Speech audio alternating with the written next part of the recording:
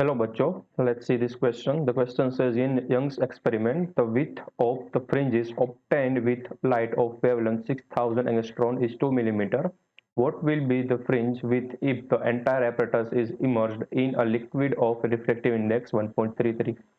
तो Young's experiment को जब कोई नॉर्मल कंडीशन में किया जाए विथ 6000 एंगस्ट्रॉन लाइट, तो हमें फ्रिंज विथ मिलती है 2 मिलीमीटर। यानी हमें बताना है कि सारे के सारे एपरेटस, ठीक है, यानी कि यंग एक्सपेरिमेंट को, सेम एक्सपेरिमेंट को अगर कोई रिफ्रैक्टिव इंडेक्स 1.33 वाले मीडियम में किया जाए तो उसके जो फ्रिंज विथ होगी उसमें क्या चेंजेस आएगा। तो हम इस प्रॉब्लम में जो की कंसेप्ट यूज करने वाले हैं वो होगा इक्वेशन ऑफ फ्रिंज विथ का।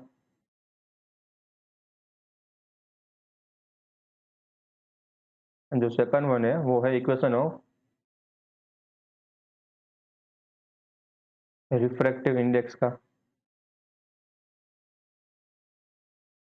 हमें पता है कि जब भी लाइट कोई एक मीडियम से दूसरे मीडियम में जाती है तो उसकी जो वेवलेंथ होती है वो चेंज हो जाती है। तो यहाँ पर मैं लिख देता हूँ, यहाँ पर देखो हमारे पास एक म्यू रिफ्रैक्टिव इंडेक्स वाला कोई मीडियम था एंड ये वाला एयर है बार।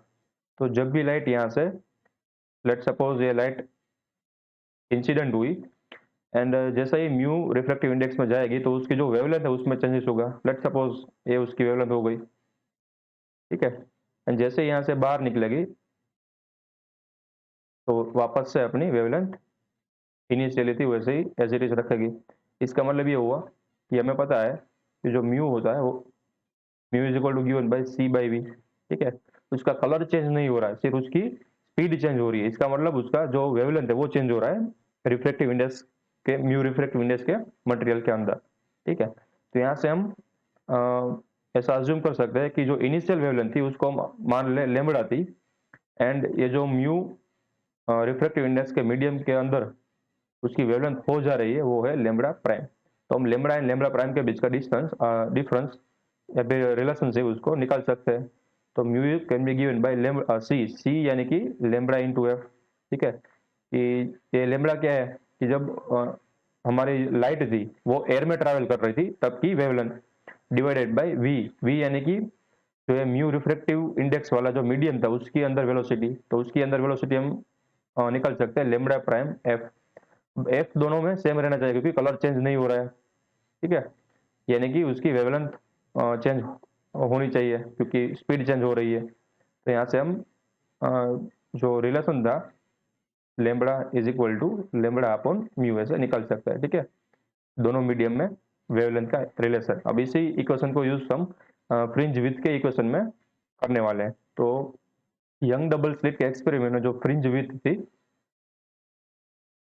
फ्रिंज विथ इसको हम बीटा से डिनोट करते थे, उसका इक्वेशन क्या था हमारे पास। तो उसका इक्वेशन हमें पता है lambda capital D upon small D, ठीक है, spacing between two successive fringes, चाहे वो डार्क हो चाहे वो ब्राइट हो, उसके बीच का जो डिस्टेंस है वो एज इट इज रहेगा।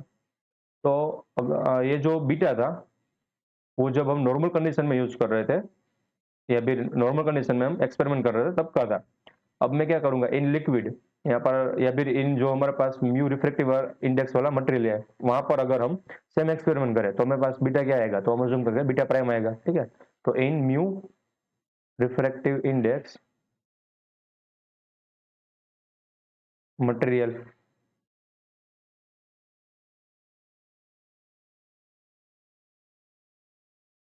बीटा हो गया बीटा प्राइम, कुछ चेंज हो गया होगा क्यों, क्योंकि वो लेमड़ा का फंक्शन है। तो यहाँ पर मैं मान लेता हूँ lambda prime capital D upon small D. अब एपरेटस में तो कोई चेंज नहीं किया गया, ठीक है। तो स्क्रीन की लेंथ थी वो ये जो मटेरियल एंड बार दोनों सेम रहेगी एंड स्लिट की विड्थ थी वो भी दोनों एक्सपेरिमेंट में सेम रहेगी, सिर्फ चेंज किया है मीडियम, ठीक है। अब मैं क्या करूंगा इसको मैं बोल दूंगा फॉर एयर, ठीक है, नॉर्मल कंडीशन। तो ये फर्स्ट है, ये सेकंड है। अब 1/2 करूंगा तो 1/2 करने पर हमें मिलेगा beta upon beta prime is equal to lambda capital D upon small d divided by lambda prime capital D upon small d. तो ये दोनों कैंसिल आउट हो गए, हमें क्या मिला लेमड़ा अपन लेमड़ा प्राइम। तो हमें चाहिए यहाँ से बीटा प्राइम, तो बीटा प्राइम की वैल्यू क्या मिलेगी देखो, तो beta prime can be given by beta into lambda prime upon lambda. अब लेमड़ा प्राइम अपॉन लेमड़ा हमें ये वाले इक्वेशन में से देखने को मिलता है, ठीक है। Lambda prime upon lambda is equal to 1 upon mu, तो यहाँ से बीटा प्राइम की वैल्यू मिल गई beta upon mu, because lambda prime upon lambda is equal to 1 over mu, ठीक है। तो हमें न्यू मीडियम में spacing between the two successive fringes के बीच का रिलेशन मिल गया। अब बीटा क्या था एयर में, तो एयर में बीटा हमें गिवन है 2 मिलीमीटर, यहाँ पर आ जाएगा 2 टाइम्स मिलीमीटर, मिलीमीटर को एज इट इज रखो चलो, ठीक है, क्योंकि हमें आंसर भी मिलीमीटर में आने वाला है, तो मिलीमीटर को एज इट इज रखो डिवाइडेड बाय म्यू, म्यू की वैल्यू गिवन है 1.33, ठीक है। तो 2 डिवाइडेड बाय 1.33 करोगे तो आंसर आएगा 1.5 अप्रोक्सीमेटली, ठीक है। तो beta can be given bye 1.5 millimetre, तो हमारा आंसर आ गया कि जब भी ये यंग एक्सपेरिमेंट को कोई 1.33 रिफ्रैक्टिव इंडेक्स वाले मीडियम में रखा जाएगा तो उसकी जो फ्रिंज विड्थ होगी वो कट के 1.5 मिलीमीटर हो चुकी होगी। I hope you understood it well, best of luck.